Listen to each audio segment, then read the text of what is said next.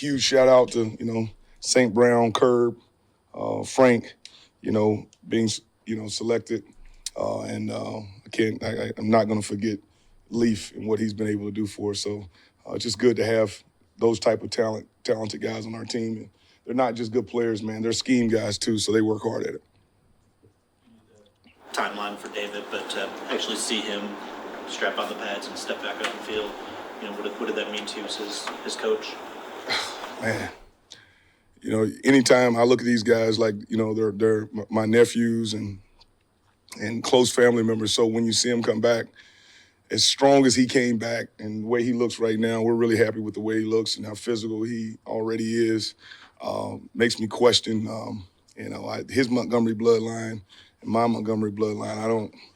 Our ligament, difference and strength difference. There's a difference. I've accepted it. There's a difference. It's been special, man. He's in a good spot right now.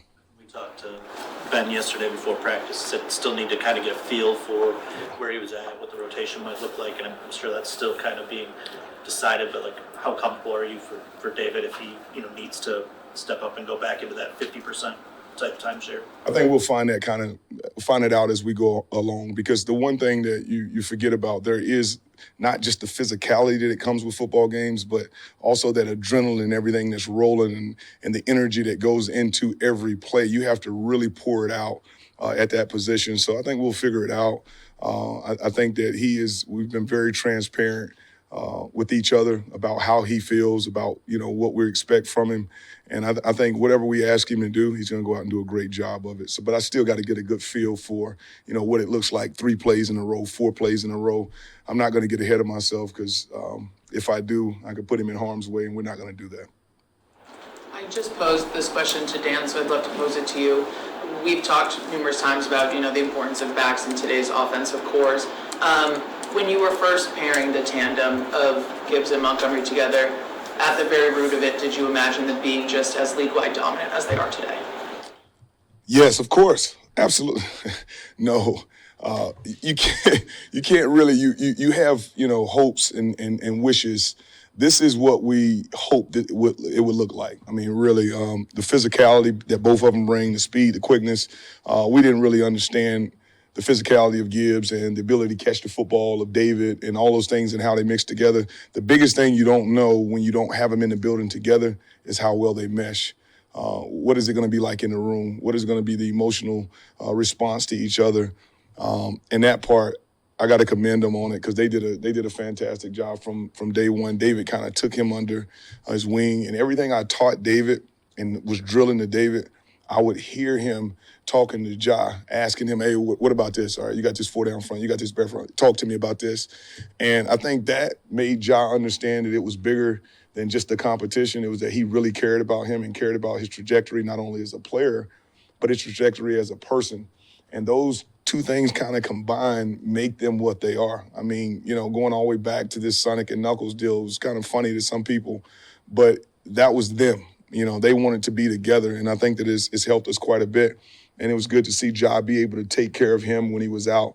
And we've had situations where Ja's been out and David's been able to carry the load. So we're really happy for the 2 of them. And on that note, if you look back at Ja's college tape, he's used to that lead production role. You can see it very easily. But I still think the last few weeks when he did have to make up for David's presence, you could see newer facets forming in his game and just other things he's picked up. What did you notice as he was taking on that load again?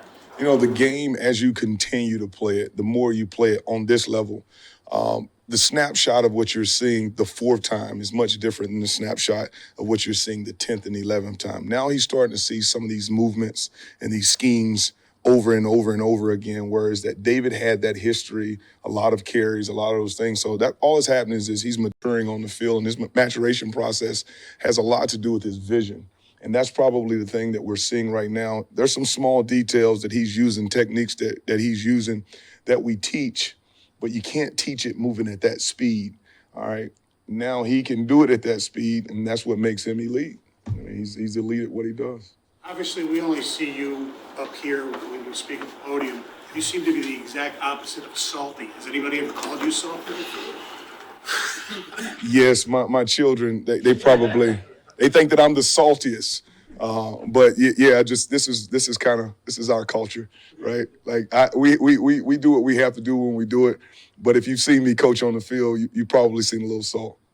When you are prepping for this opponent, Bobby Wagner, I mean, what stands out about his game play, and particularly at this stage of his career? I think pretty much everything. He's been a guy that could diagnose really quickly. I'm thrilled that we get a chance to compete against him again.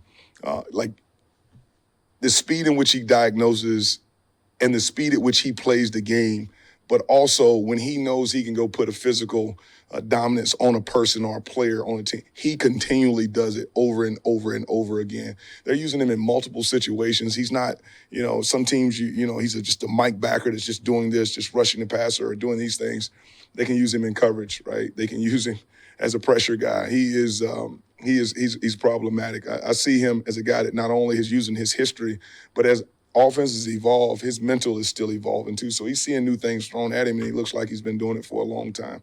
Really impressed by him. A lot of respect for him. When you look at the relationship between Dan and Jared, what impresses you most about the connection that they have together? I think you think about Dan and you think about Jared, the first thing that I think is that their connection is their mental aptitude. And it's the connection of football, but it's also a mental aptitude. You guys get to see Dan kind of in this situation and setting where we get to listen to him. We get the game plan with him. And the way that they're able to bounce these ideas off of each other and then work to the best possible solution, that's just what I see. I think that's their connection. And then, as people, right, I think they're almost identical as much as they are different. When you think about what Dan stands for, his family, the things that are important to him, the people around him, those are the exact same things that you think about when you think about Jared. Bringing our guys out in the offseason to throw and catch, making sure that our guys in the building, whether it's a gift, which, people say, oh, it's not a big deal. Well, it is a big deal. It's a big deal for us in here. When you receive a gift, he delivers a gift to every coach. All right, he takes care of the offensive line. He's speaking with every single person in the building. That's no different than Dan. It's just in a different package. So I think their connection is as people is one thing, and then their connection as coach and player is directly connected to their mental aptitude for football. Scottie, what was his gift to you? Am I able to say? It was a sweet-ass bottle of bourbon. All right, it was impressive. So, I haven't drank it. I don't partake quite yet, but I'm definitely going to partake in that bourbon come pretty soon here. I'm curious, when we see their rushing defense numbers, 4.8 yards per carry, you think, okay, that's a team you can run all over, but they brought in so many new defensive pieces that probably were taking some time to gel. When you look at their more recent tape, which I'm sure is what your focus is on as you're prepping, what do you see in their run defense at this stage of the season? They are a lot more stout in the interior. There's things that are happening there. The other thing is that you see those numbers 4.8. You see some explosives kind of a ways back, and then really in one game you saw some real explosives. But also if you're looking at those explosive numbers, there's a lot of zeros and ones and zeros and ones and twos and ones, inefficient runs. So we try to make sure that we're looking at the explosives, but why are they, inefficient runs or inefficient runs right there? And one of the reasons is they just do a really, really good job. Their two interior defensive linemen do a good job. And then their edge guys, because they are rotating edge guys, you get a different look. You're getting heavy, then you get Fowler in who can just get around you, use his hands, use his technique, use his speed. So they are doing things a lot better. And then coming out of the ceiling there, those safeties, especially 11, he does a good job. He can get you on the ground. We could see Mahogany on the right side this weekend. What about him and his development this year gives you confidence about his run blocking? He's grown. If Z can't go, he has definitely grown. He's continuing to work his pad level. That's one thing that Hank has done a great job of. If you kind of looked at him when he first came in, his pad level was high. He's continued to reduce his pad level. And the other day in practice, I'm standing back there, and we put him in a situation where he was pulling, and he just did a phenomenal job of not only pad level, but accelerating through the hit. He's grown in that way, but he's always had this confidence and a level of maturity when it came to being around our guys. It's never felt like it's too big for him. Even in camp, when we first started, we gave him a lot of reps, a lot of different opportunities, before, everything went down in spring, I should say. And he always knew what to do and how to do it. So now we got him back, of course, 3 or 4 weeks. he looks like he's ready. You know, he looks like he's ready to go and play a physical, tough game, and that's what we need of him. I don't know how much you saw running backs on the other team, but if so, what can you tell your defense how to bring down Ekeler? Because he just seems impossible to tackle. You know, we've seen him before. We've had a chance to go against him before. You know, he's very difficult. He's very good in short area spaces, but it's not always quickness. He has some hesitance, and he uses different things. But I think the hardest thing about him is finding him in the passing game, getting him on the ground in the passing game. You can use him so many different ways. So these safeties and corners that have a chance to tackle him, you know, he may look short, but he is not small. So when you get ready to tackle him and firm him up and fit him up, he's a lot stronger. I don't know if you guys have seen some of his numbers in lifting. He is one of the strongest people pound for pound in this league. I got a great amount of respect for him. I watch all the backs around the league. I want to know what they're good at, how they do it. And one of the things I've been impressed with him, going all the way back to he was young, he's been a heavy lifter. So that physical nature is coming from that strength that he has. So very impressed. We got to rally to the ball.